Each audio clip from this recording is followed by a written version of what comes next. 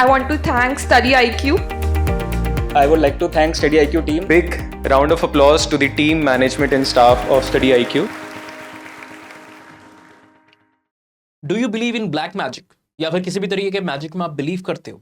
क्या होगा अगर मैं आपसे कहूं कि इंडिया में और दुनिया भर में कुछ ऐसे ट्राइबल्स हैं, कुछ ऐसी ट्राइबल कम्युनिटीज, एथनिक ग्रुप्स हैं, कुछ ऐसी पॉपुलेशन है जो बिलीव करती है कि some sort of magic can actually interfere with their reproductive biology, यानी कि अलग अलग लेवल पर वो उनके सेक्सुअल पोटेंसी और एबिलिटी को डिस्टर्ब कर सकता है। तो क्या आप मेरी बात पे मानोगे? नमस्कार, मेरा नाम है Utkarsh Singh. Welcome to study IQ IAS। और आज इस बहुत ही ज़्यादा इंटरेस्टिंग टॉपिक के ऊपर हम डिस्कशन करने वाले हैं, जहां पर हम जानने की कोशिश करेंगे कि किस तरीके से दुनिया भर के अलग अलग कॉन्टिनेंट्स में इतनी डिफरिंग कम्युनिटीज़ के बीच में एक पर्टिकुलर बिलीफ सिस्टम काफ़ी ज़्यादा कॉमन है, जो कि एक पैटर्न दिखा रहा है।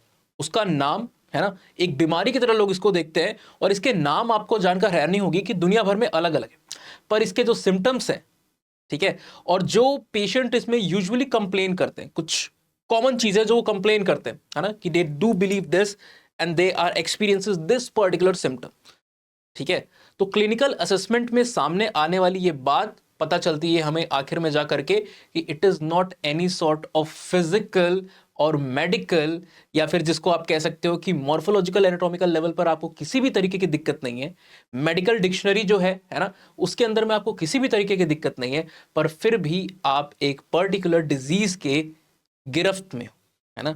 एंड ये डिजीज जो है वो क्या होती है, किस तरीके से अलग अलग पॉपुलेशन के बीच में अपना एक हाई प्रेवलेंस दिखा रही है, ये सारी चीज़ें इस पर्टिकुलर वीडियो में हम जानने वाले हैं। और ब्रीफ अगर कर दूं आपको कि किस तरीके से ये डिजीज़ बहुत कॉमन होती है, नाम इसको क्या दिया जाता है, और हम कैसे इस तरह की डिजीज़ को समझते हैं जिनके कोई भी यूजुअली फिजिकल सिम्टम्स नहीं होते, है ना, और अगर होते भी हैं तो बहुत ही मिनिमल होते हैं, है ना। ज़्यादातर इनका एक कल्चरल बेसिस होता है। हम जो बात करें कि अलग अलग कॉन्टिनेंट्स में कॉमनली देखने को मिलती है, दुनिया भर के अलग अलग देशों में हमको देखने को मिल जाती है, और हम सभी इनको यूजुअली एक कॉमन डिनोमिनेटर, एक कॉमन टर्म के साथ मेंशन करते हैं in the literature, that is cultural bound syndrome और कल्चरली बाउंड सिंड्रोम, है ना। यूजुअल मेडिकल डिक्शनरीज के बारे में तो हम सबको पता है किस तरीके से अलग अलग जो बीमारियां हैं, डिजीजेस हैं, डिसऑर्डर्स है, B it physical B it mental, उसको वो कैटेगराइज करती है। पर इन दोनों कैटेगरीज के परे there is a third category जहां पर हम कल्चरली बाउंड सिंड्रोम्स को रखते हैं, है ना। कल्चरली बाउंड सिंड्रोम्स के कुछ कॉमन पैटर्न है, कुछ कॉमन पॉइंट्स हैं। सबसे पहला तो इनको एक कॉमन नाम से दुनिया भर में जाना जाता है, that is called as folk illness, है ना। क्योंकि यूजुअली जो लोकल कम्युनिटीज है, और जो मैंने यहाँ पे वीडियो को टाइटल भी दिया हुआ है, ट्राइबल कम्युनिटीज, एथनिक ग्रुप्स, है ना, जिनके बीच में थोड़ा सा लॉजिकल, रेशनल, या फिर आप कह सकते हो जो लिटरेसी, फॉर्मल लिटरेसी है ना, वो वहां पर उतनी ज्यादा पेनिट्रेट नहीं कर पाई है ड्यू टू वेरियस रीजंस, है ना। Most of the tribals are themselves very much averse to such formal education mode. इसका ये मतलब नहीं है कि उनके पास किसी भी तरीके की अक्ल की कमी है, और they are not wise man, they are also wise man. हम जब होमो सेपियंस की बात करते हैं ना, तो होमो सेपियंस का क्या मतलब होता है? Wise man. जैसे होमो इरेक्टस जो हमारे पूर्वज हुआ करते थे, उनको हम क्या कहते हैं? इरेक्ट मैन बोलते हैं, है ना। और उससे भी पहले जो होमो हेबलस होते थे, उनके लिए टर्म यूज किया जाता है क्या? Handyman. Alright, so we all are wise man, be it a tribal person और a non tribal people. Anthropology में हम इस चीज को काफी इंपॉर्टेंटली यहाँ पर स्ट्रेस कर रहे होते हैं कि किसी के पास भी किसी भी लेवल की एबिलिटी की, पोटेंशियल की कमी नहीं होती है ना। पर जो ट्राइबल नॉलेज है वो अपने आप में काफ़ी ज़्यादा एक डिफरेंट मोड पे चलती है। हम कह सकते हैं कि जो हम फॉर्मल एजुकेशन में चीज़ों को पढ़ते हैं, है ना, उसको वो चीज़ नहीं पढ़ते। उनके लिए एजुकेशन क्या है? जिस चीज़ों को वो अपनी लाइफ में परफॉर्म कर सके, लाइफ में यूटिलाइज कर सके, that is their knowledge, and that is also very much beneficial. कभी एक वीडियो बनाएंगे इंडिजिनस नॉलेज के ऊपर, किस तरीके से अजारा रिक्टिका इंडिका, जिसको आप नीम कहते हो, या फिर ऑस्मम सेंटमम, है ना, जो कि आपका तुलसी का पेड़ होता है, इस जैसे पेड़ के अपार्ट फ्रॉम दैट ऑल्सो जो लोकल हर्ब्स है उसका यूज करके वो किस तरीके से मेडिकल प्रॉपर्टीज को वहां पर स्टैब्लिश करते हैं, जिसके ऊपर बहुत समय पहले पेटेंसी की एक जंग शुरू हो गई थी, है ना। ट्राइबल की नॉलेज को लोग अपना नॉलेज बताना चाह रहे थे, उसके ऊपर कॉपीराइट क्लेम करना चाह रहे थे। इसके ऊपर भी अगर आपको वीडियो चाहिए तो डेफिनेटली आप हमें कमेंट सेक्शन में बता सकते हो, कभी उस चीज के बारे में भी कवरेज करेंगे। फिलहाल back to the point that we were covering, folk illness इसको यूजुअली कहा जाता है, आपको यहाँ पे मेंशन देखने को मिल रहा है। और यहाँ पर जो सिम्टम्स हैं वो यूजुअली साइकाइट्रिक प्लस आपको सोमैटिक देखने को मिलते हैं। कुछ बॉडीली मूवमेंट भी होती है, और जो बॉडीली चेंजेस या बॉडीली सिम्टम्स है उसका जो बेसिस होता है वो यूजुअली साइकी में है ना। जो डिस्टर्बेंसेस हैं वो यहाँ पर आपके छुपी हुई हैं। कई बार हम जब एंजाइटी को, अगर आप में से किसी ने या फिर आपने सुना है, जाना है, आपके जानने वालों में से किसी ने एंजाइटी अटैक्स को सफ़र किया है, सो यू माइट बी, जो पेशेंट कॉमनली वहाँ पर बताते हैं कि जो हार्ट रेट है, जो उनका हार्ट की बीटिंग की रेट है वो बहुत तेज़ी से हो गई है ना। उन्हें ऐसा महसूस हुआ कि may be their heart has stopped working, profound sweating वहाँ पर होने लगी, ठीक है, and a lot of other symptoms जो कि उनको पूरी तरीके से एक स्ट्रेस्ड सिचुएशन में डाल देते हैं। जबकि होती क्या है ये चीज़, एक एंजाइटी है ना, which is a mental disorder, alright, and it is quite treatable also. Of course medications से नहीं इसको ट्रीट किया जाता है, इसके लिए कई तरीके की अलग चीज़ें होती हैं। सिमिलरली जो कल्चरल बाउंड सिंड्रोम है उनको भी आप दवाइयों से नहीं ट्रीट करते हो, we use something what is called as psychotherapy. जैसे आपने सुना होगा, अगर जो डिप्रेशन के या फिर जो एंजाइटी के पेशेंट होते हैं उनके बीच में एक टेक्निक को यूज़ किया जाता है which is called as cognitive behavioural therapy, CBT उसको कहा जाता है ना। जो नींद के पेशेंट होते हैं, इंसोमनिया के जो पेशेंट होते हैं, इंसोमनिया के पेशेंट के बीच में ही सीबीटीआई यानी कि cognitive behavioural therapy for insomnia का यूज़ किया जाता है। तो यहाँ पर भी मॉडस ऑपरेंडाई ट्रीटमेंट का कुछ उसी तरीके का होता है, क्योंकि साइकाइट्रिक मेजर यहाँ पर मैनिफेस्टेशन है, plus along with that it is accompanied by certain somatic symptoms also. Apart from that अगर आप बात करोगे तो यहाँ पर बहुत ही मिनिमल या फिर टोटली एब्सेंस आपको दिखाई देता है बायोकेमिकल या स्ट्रक्चरल ऑल्टरेशंस का। मतलब क्या है कि आपके शरीर में, आपके बॉडी में किसी भी तरीके की कोई फिजिकल दिक्कत नहीं है। फॉर एग्जाम्पल आपका एक्सीडेंट होता है, बोन का फ्रैक्चर होता है, ठीक है, लिवर में आपके कोई किसी तरीके का इन्फेक्शन हो गया, रेस्पिरेटरी ट्रैक्ट में आपको किसी तरीके का इन्फेक्शन हो गया, स्किन इन्फेक्शन हो गया, दीज आर फिजिकल सिम्टम है ना, फिजिकल मैनिफेस्टेशन इसके। पर इन चीज़ों का, ये जो कल्चरली बाउंड सिंड्रोम है, इनका कोई भी फिजिकल मैनिफेस्टेशन नहीं आपको देखने को मिलता है। और ये बहुत ज़्यादा कल्चरली स्पेसिफिक है। इनको नाम ऐसा क्यों दिया गया, कल्चर बाउंड क्यों कहा जा रहा है, क्योंकि ये स्पेसिफिक कल्चर्स के साथ जुड़े हुए हैं और सिर्फ उन्हीं कल्चर्स में आपको देखने को मिलते हैं, उन्हीं ग्रुप्स, उन्हीं सोसाइटीज़ में आपको देखने को मिलते हैं, बाकी जगहों पर नहीं देखने को मिलता है। पर ये एक अधूरा सत्य है। ये सारे के सारे जो डिजीजेस है, डिसऑर्डर्स हैं, ये कई बार एक जैसे पैटर्न को दूसरे कॉन्टिनेंट, दूर दराज के इलाकों में भी दिखा रहे होते हैं। पर फिर भी अगर ये वहाँ पर भी आपको अकर करते हुए देखने को मिल रहे हैं तो इनके जो स्पेसिफिक ट्रेट है या फिर कुछ यूनिकनेस जो होती है वो कल्चरली बाउंड होती है। क्योंकि आप इसके बारे में जो कुछ भी अपने दिमाग में ख्याली पुलाव बना रहे हो है ना, सिम्टम्स के बारे में जो कुछ आप सोच रहे हो, उसका एक ह्यूज अमाउंट ऑफ बेसिस आपके कल्चर में छुपा हुआ है। अक्सर आप देखते थे बचपन में, आप मे बी और even some people even till the late age, horror movies को आप देखते हो और अचानक से आपको वही चीज़ आपके दिमाग में चल रही होती है, तो आपको सपने में या फिर इन जनरल आप फील करते हो कि कोई देयर इज समबडी है ना। मे बी अगर आप इस समय भी अज्यूम करके अपने दिमाग में इस थॉट को ले आओ, and if you are in totally dark mode, अगर कोई चीज़ नहीं चल रही, यू आर अलोन, तो आप अगर ऐसा सोचोगे तो आपको ऐसा फील हो सकता है ना, क्योंकि आपका माइंड जो होता है इट इज़ ऑल पावरफुल, ठीक है। सो ये चीज़ हमको देखने को मिलती है। पर एंथ्रोपोलॉजिस्ट, हमारे आपके ऐसे मे बी आपके जैसे लोग, अगर आप भी एंथ्रोपोलॉजिस्ट बनना चाहते हो, अपने आप को मानते हो, या फिर एंथ्रोपोलॉजी को एज एन ऑप्शन लेना चाहते हो, तो हम सब यहाँ पर क्या है, एंथ्रोपोलॉजिस्ट है।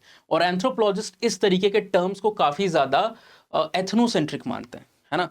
ये बहुत ही ज़्यादा एक तरीके से आप कह सकते हो दूसरों को नीचा दिखाने वाला, कि कल्चर किसी बीमारी के साथ जुड़ी है, that is a very heinous word to use. So anthropologists have totally denied to use this word decades ago, and 2013 में जो DSM है, that is Diagnostic and Statistical Manual of Mental Illness, उसने भी इस टर्म को, जिसके अंदर में DSM वो एक, यहाँ पर मैं हाईलाइट कर देता हूँ because it is important, you have to know that, alright. So DSM एक मैनुअल की तरह, एक डायरेक्टरी की तरह है जिसमें ये कल्चर बाउंड सिंड्रोम्स को रखा जाता है, ठीक है। तो इसने भी इस टर्म को ड्रॉप कर दिया था और इसकी जगह पे इसने कहा कि let's use another term, a new term, जिसको हम क्या कहेंगे, कल्चरल कंसेप्ट्स ऑफ डिस्ट्रेस, ठीक है, कल्चरल कंसेप्ट्स ऑफ डिस्ट्रेस, ठीक है। तो ये एक नया चेंज आया। तो बहुत ही ज़रूरी होता है इस तरीके की चीज़ों को एंथ्रोपोलॉजिकली देखना, बिकॉज एट टाइम्स रेसिज्म का भी इशू होता है। रेस के टर्म को भी एंथ्रोपोलॉजिस्ट ने एटलीस्ट आज से 6 डेकेड अगो ड्रॉप करने की बात कह दी थी। ये बहुत ही एक बायस वाला शब्द है ना, इसके साथ कई सारी गलत जो भावनाएं हैं, मिस इंटरप्रिटेशन जुड़े, we shall drop that. So anthropology हर एक लेवल पे बहुत ज़रूरी होता है, एक नॉर्मल इंसान को और भी ज़्यादा इनेबल करता है कॉग्निटिव लेवल पे टू अंडरस्टैंड द सिचुएशन। आप कभी अगर यूपीएससी के मैदान में उतरते हो और पैनलिस्ट के सामने आप इंटरव्यू को लाइक फेस कर रहे होगे, उनके सवालों के पीछे छुपे हुए अर्थ को आप समझने की कोशिश करोगे instead of showing your knowledge. वहाँ पर कोई आपकी नॉलेज नहीं टेस्ट करने के लिए बैठा, उन्हें पता है कि आप प्रीलिम्स और मेंस को क्रैक करके इतने भारी कंपटीशन के बीच में यहाँ पर आए हो, उनके सामने बैठे हो, तो ऑफ कोर्स आपके अंदर वो बात है, वो क्षमता है ना। पर वो आपकी पर्सनैलिटी को जानना चाह रहे हैं, आपके बातों से आपके मन के अंदर वो जाना चाह रहे हैं। और जब आप एंथ्रोपोलॉजी जैसे सब्जेक्ट को पढ़ते हो तो आप एक लेयर को डेवलप कर सकते हो आफ्टर अंडरस्टैंडिंग कि what the other person basically wants to, है ना। एंथ्रोपोलॉजी बहुत ही एक अच्छा ऑप्शनल है, और सिर्फ अच्छा ही नहीं है, पढ़ाई में तो अच्छा लगता ही है, इंटरेस्टिंग तो है ही। ऐसा सब्जेक्ट जो आपने पढ़ा नहीं तो नई चीज़ पढ़ते हो तो और भी ज़्यादा इंटरेस्ट आता है। किसी के सामने आप बताते हो तो भी आपको थोड़ा अच्छा लगता है कि आई एम टेलिंग समवन कि ये देखो इसलिए होता है, ये इसलिए होता है। कल्चर से जुड़ी चीज़ें बताते हो आप, आर्कियोलॉजी से बड़ी, तो बहुत बड़ा ब्रैकेट है ना। But apart from that also it is one of the most successful optional. In fact जो पास्ट 7 ईयर्स की रैंकिंग, उसमें anthropology has continued to be number 1 optional continuously. पहले ये टॉप 5 टॉप 6 के लिए भी स्ट्रगल करता था, पर post 2016 it is the number 1 optional, ranking 1 first position.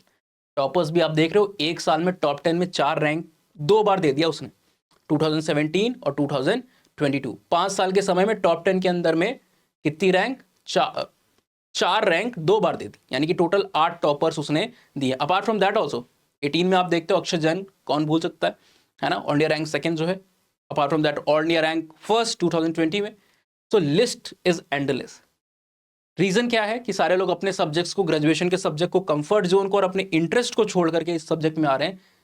Short है, क्रिस्प है, कंसाइज है, इजी टू अंडरस्टैंड है ना, कंसेप्चुअल है, रट्टाफिकेशन नहीं करना है, जल्दी आप इसको खत्म कर देते हो तो बहुत सारी और चीजें कर सकते हो।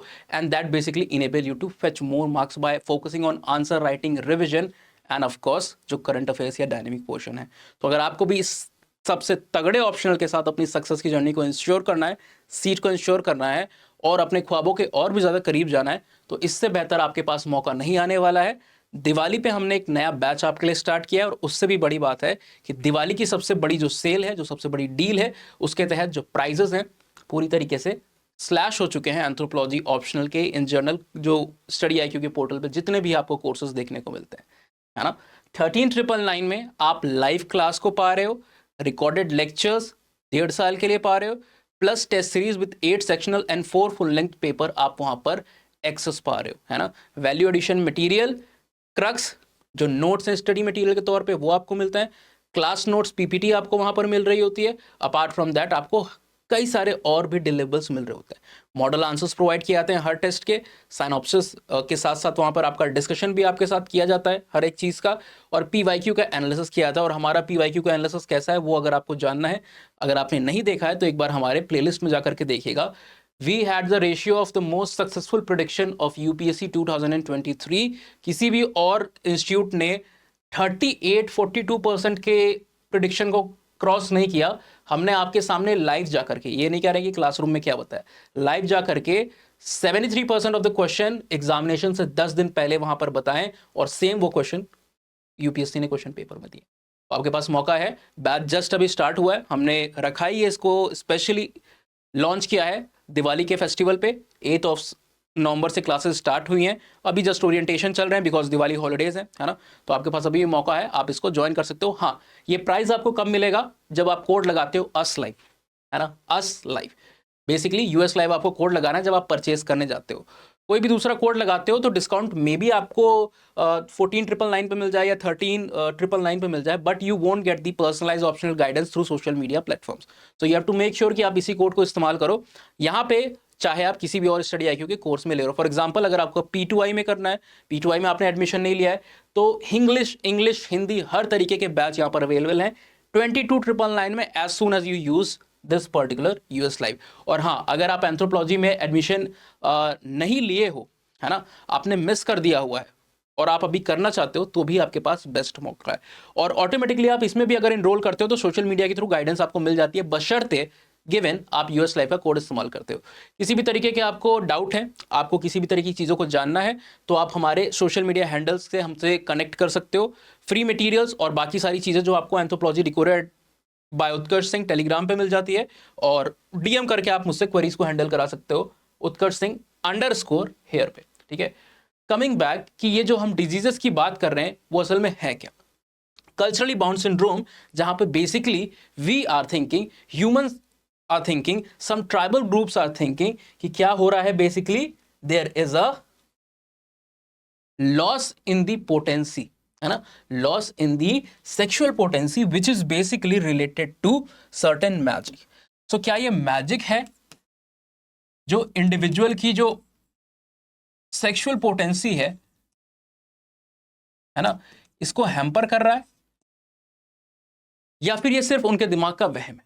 बेसिकली ये एक कल्चर बाउंड सिंड्रोम है, और इस तरीके के सिंड्रोम को हम यूजुअली नाम देते हैं मोस्ट ऑफ द प्लेसेस में कोरो, है ना, ये इसका रीजनल नाम है। अगर आप पूछो कि ये प्रिवेल कहाँ कहाँ करता है, किन रीजन में कर रहा होता है, तो ये भाई आपको अफ्रीका के कॉन्टिनेंट में भी देखने को मिल जाएगा, ये आपको एशिया में भी देखने को मिल जाएगा, अपार्ट फ्रॉम दैट ये आपको यूरोप में देखने को मिलता है, अमेरिका में भी आपको, नॉर्दर्न अमेरिका में आपको देखने को मिल जाएगा। ठीक है, एंड इसके अलावा भी अलग अलग जगहों पे, डिस्क्रीट जगहों पे, कुछ कंट्रीज में, कुछ स्पेसिफिक कल्चर में ये पर्टिकुलर जो बीमारी है वो दिखने को मिलती है ना। It is a cultural bound syndrome and it is prevalent in all such places across the world. ठीक है, पर जो नाम है वो वहां पर बदल जाता है। हमने इसका सबसे अधिक कॉमन और सबसे अधिक जाने वाला जो नाम है उसको यहाँ पर यूज किया है, दैट इज कोरो। ठीक है, दूसरे रीजन में दूसरे नाम होते हैं और कुछ यूनिक फीचर होते हैं जो पेशेंट रिपोर्ट करते हैं कि मुझे ऐसा लगता है, और वो कैसा लगता है, basically they have the feeling, है ना, इनको ऐसा, पेशेंट्स को इस पर्टिकुलर सिंड्रोम के अंदर में लगता है कि their external genitalia is either shrinking और what we can also say retract कर रहा है। Certain patients also do report कि किसी ने मैजिक के थ्रू, उनके जो एनिमी है उसने मैजिक के through what he has done, he has tried to steal their reproductive capacity, है ना। ये लोग मानते हैं कि इनका जो एनिमी है उसने बेसिकली क्या किया है, किसी तरीके का मैजिक किया हुआ है, और उस मैजिक के थ्रू इनकी जो रिप्रोडक्टिव पावर है उसको उसने ग्रास्प कर लिया, उसको उसने अटेन कर लिया है। और इसकी वजह से फाइनली हो क्या सकता है, जब ये रिट्रैक्शन पीक कर जाएगा, है ना, जब ये रिट्रैक्शन पीक करेगा, पूरी कैपेसिटी चली जाएगी, तो दे थिंक कि दे विल फाइनली डाई। और इसकी वजह से जो सिम्टम्स आते हैं इनके बीच में, है ना, इस चीज की वजह से सोच सोच के जो सिम्टम्स इनके बीच में आते हैं, that ranges from culture to culture. Basically जो रिकॉर्ड किया गया है डायरेक्टरीज में, जो मैनुअल्स में रिकॉर्ड किया गया है, वो है एक्यूट एंजाइटी का होना, है ना, एक्यूट एंजाइटी का होना। और इसके साथ तो सोमैटिक फंक्शंस भी होते हैं, कई बार लोग ट्रेम्बलिंग करते हैं, है ना, एक हाइपर स्वेटिंग के फिनोमेना को अक्सर वहां पर बता रहे होते हैं। तो अलग अलग तरीके के जो लक्षण हैं वो भी इस पर्टिकुलर कंडीशन के साथ आपको आते हुए देखने को मिलते हैं। Certain patients also do show maniac, है ना, पागलों की तरह वो बिहेव करने लगते हैं, है ना, बिल्कुल डिस्टर्ब करने लगते हैं आसपास की चीजों को। और बेसिकली इसका ट्रीटमेंट क्या होता है, ट्रीटमेंट के लिए the best thing that is resorted by the psychiatrist, usually doctors जो होते हैं, उनके लिए द्वारा क्या किया जाता है ट्रीटमेंट के लिए, ये दो तरह की चीजों को कराते हैं।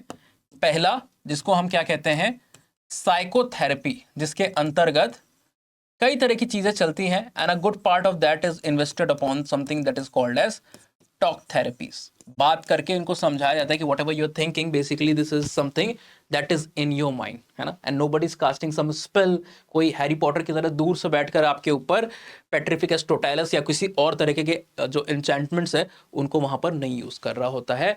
एंड जो एक्यूट एंजाइटी है वो वैसे भी चली जाती है कुछ पेशेंट्स में, है ना, very rarely it has been found that anxiety tends to be a little chronic, है ना, थोड़ी लॉन्ग टर्म होती है. Amongst them psychiatrists are being seen to administer initially low doses of anti anxiety drugs, basically जो आजकल काफ़ी ज़्यादा prevalent है, दैट इज क्लोनाज़ेपाम, है ना. इस चीज़ को काफ़ी ज़्यादा वहाँ पर यूज़ किया जा रहा है बाय डॉक्टर से.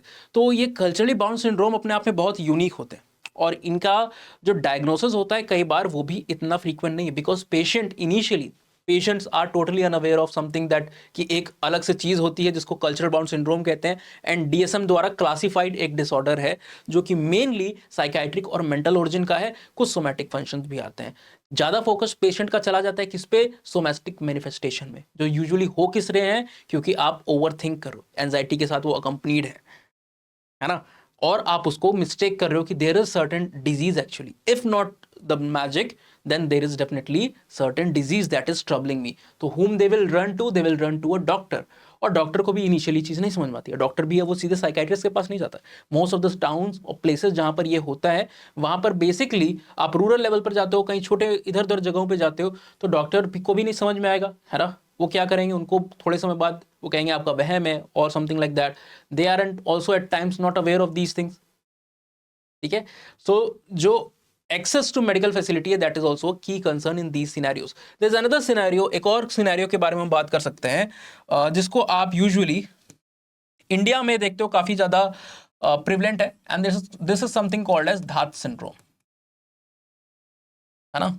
सुश्रुत से लेकर के कई सारी संहिताओं में भी इसके बारे में जिक्र किया गया है, where it has been mentioned that the 1 drop of semen basically takes around 200 drops और 200 ml, I am not exactly sure, I believe 200 drops of blood what it takes to form 1 drop of semen, है ना. तो उसके बारे में काफ़ी चीज़ें हमारे जो एंशिएंट टेक्स्ट हैं इसके बारे में भी लिखा गया है. And basically in this particular syndrome what it's called Dhat syndrome, people believe and people have a complaint कि they are basically seeing certain premature ejaculations. All right. Apart from that, during the night while they are sleeping, they will find that certain ejaculations also happening. All right. They will also find that the semen is being released in the instances where they are urinating, है ना, with the urine. So these scenarios are also quite prevalent among the people.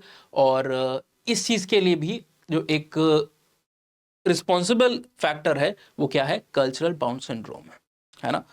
तो ये भी individuals के बीच में काफ़ी ज़्यादा पाया जाता है और इंडिया में तो खासकर बहुत ज़्यादा प्रिवलेंट है. कई सारी और साउथ ईस्ट एशियन कंट्रीज़ के अंदर में इसका जो मेन प्रिवलेंस आपको कहाँ पे देखने को मिलता है, यहाँ पर हम मेंशन कर देते हैं, mostly south Asia and south east Asia में देखने को मिल रहा होता है ना. इस तरीके के कितने सारे सिंड्रोम्स हैं और बहुत ही इंटरेस्टिंग सिंड्रोम्स हैं. उनके सिम्टम्स आप सुनोगे, पीपल डू बिलीव कि they are possessed, people start biting and eating people, है ना. दे थिंक कि they will eat somebody. Actually कई बार देखा गया है कि वो सही में किसी के ऊपर जंप कर जाते हैं, they try to bite them off to kill them, है ना, जिस तरीके से वैम्पायर्स कर रहे होते हैं. तो इस तरह के कई सारे इंटरेस्टिंग सिंड्रोम्स हैं जिसको डीएसएम द्वारा रिकॉग्नाइज किया गया है, कल्चरली बाउंड हम कहते हैं. और आपको पता है कि अगर आप एंथ्रोपोलॉजिस्ट हो तो उसको कल्चरली बाउंड सिंड्रोम नहीं कहोगे. ठीक है.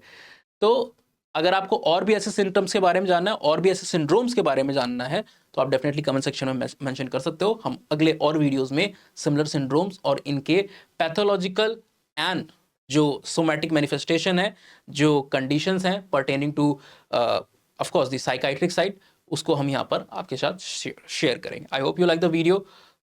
See you in the next video with some more interesting concepts of anthropology. Till then, thank you. Have a nice day. Signing off. Study IQ IAS. अब तैयारी हुई अफोर्डेबल.